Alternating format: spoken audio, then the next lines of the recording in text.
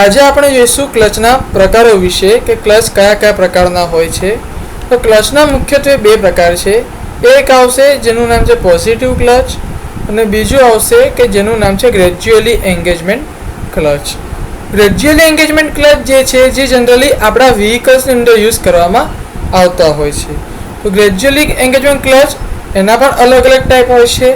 એમાં સૌથી પહેલું જે છે એ છે ફ્રિક્શન ક્લચ, બીજું જે છે એ છે ઓટોમેટિક ક્લચ અને ત્રીજું જે છે એ છે ફ્લુઇડ ફ્લાયવ્હીલ અથવા તો ફ્લુઇડ ક્લચ. ઓટોમેટિક કાર્સ જેટલી બી આવે છે તેની અંદર આપણે જનરલી ફ્લુઇડ ફ્લાયવ્હીલ અથવા તો ઓટોમેટિક ક્લચનો ઉપયોગ કરતા હોઈએ છીએ. પણ જે મેન્યુઅલ ડ્રીવન કાર્સ જે આવે છે જેની અંદર આપણે ફ્રિક્શન ક્લચનો યુઝ કરતા હોઈએ છીએ. વાત કરીએ ફ્રિક્શન ક્લચની, તો ફ્રિક્શન ક્લચને પણ પાર્ટ્સ પડે છે કે જેની અંદર એક આવે છે કોન ક્લચ, સેકન્ડ આવે છે સેન્ટ્રીફ્યુગલ ક્લચ, થર્ડ આવે છે સેમી સેન્ટ્રીફ્યુગલ ક્લચ, તેના બાદ આવે છે ડાયાફ્રેગમ ક્લચ અને ત્યારબાદ આવે છે ડિસ્ક ક્લચ.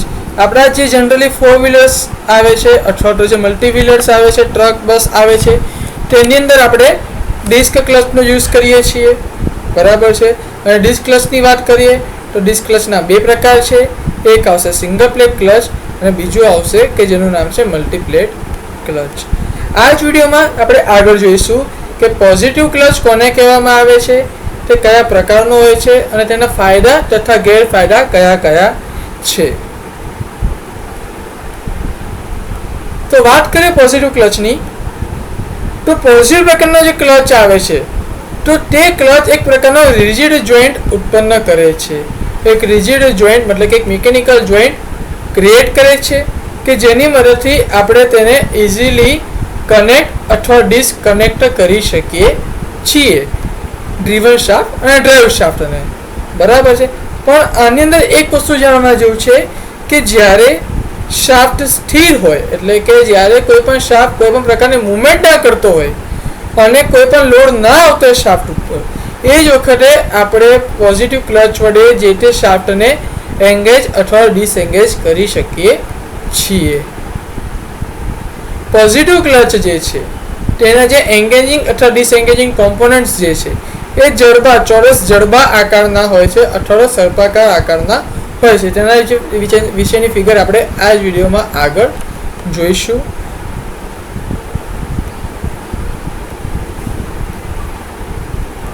તો આ પ્રકારનો સ્કીમેટિક ડાયાગ્રામ બનશે પોઝિટિવ ક્લચનો અને આ પ્રકારના તે ક્લચ આવેલા હોય છે. જેમ આપણે આગળની સ્લાઇડમાં જોયું એ પ્રમાણે એનો જે આકાર જે છે એ જડબા આકારના, સ્ક્વેર આકારનો હોય છે અથવા તો સ્પાઇરલ આકારના હોય છે. બરાબર છે. આની અંદર કોઈ પણ એક પોર્શન હશે એ ડ્રાઈવર મેમ્બર હશે અને બીજો પોર્શન હશે એ ડ્રીવર મેમ્બર હશે. ફોર એક્ઝામ્પલ અહીંયા આગળ તમને આપણને દેખાડ્યું છે કે આ પોર્શન જે છે એ ડ્રાઈવર મેમ્બર છે, મતલબ કે જે ઓલવેઝ મોશનની અંદર હશે અને આ જે છે એ છે ડ્રીવન મેમ્બર છે, મતલબ કે આને આપણે મોશન ટ્રાન્સમિટ કરવાનું છે. આ જે ડ્રીવન મેમ્બર જે છે એ આપણી ફિગરમાં દર્શાવ્યા પ્રમાણે મૂવિંગ કન્ડિશનમાં હશે કે જે મૂવ કરીને, સ્લાઇડિંગ મૂવ કરીને એંગેજ અથવા ડિસએંગેજ થઈ શકે છે. અત્યારે આપણને જે પોઝિશન બતાવવામાં આવી છે એ પોઝિશન ડિસએંગેજ પોઝિશન આપણને બતાવેલી છે. ડ્રાઈવર મેમ્બર એ ઓલવેઝ ફિક્સ પોઝિશનમાં હશે, જ્યારે ડ્રીવન મેમ્બર જે છે એ ઓલવેઝ મૂવિંગ પોઝિશનની અંદર રહેશે. જરૂર પડે ત્યારે આપણે આને એંગેજ અથવા ડિસએંગેજ કરી શકીએ છીએ. આ પ્રમાણે જો સ્ક્વેર જો હશે તો આ પ્રકારના હશે અને જો સ્પાઇરલ જો હશે તો એ આ પ્રકારના હશે. બરાબર છે. એટલે કે પોઝિટિવ ક્લચની જેવી જો વાત કરીએ તો એ પણ બે પ્રકારના બનશે. એક આવશે સ્ક્વેર જો ક્લચ, બીજું આવશે સ્પાઇરલ જો ક્લચ. જનરલી એક્ઝામની અંદર આપણને જે ડાયાગ્રામ પૂછે છે એ આપણે આ ડાયાગ્રામ ડ્રો કરવાનો રહેશે.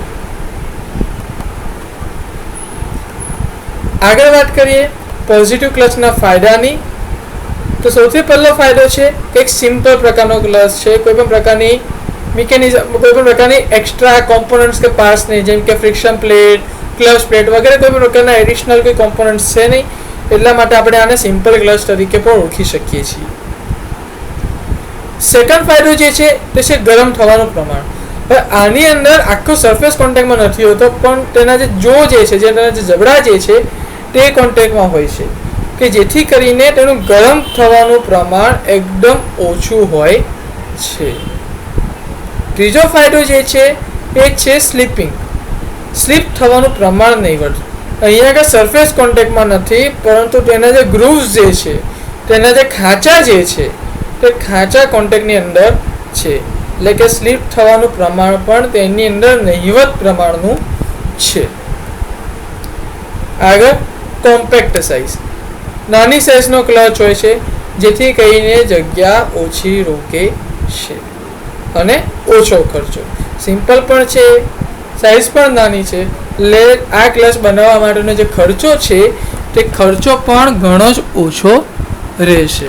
હવે આટલા બધા ફાયદા છે, તે છતાં પણ આપણે આ ક્લચનો ઉપયોગ વ્હીકલની અંદર કરી શકતા નથી.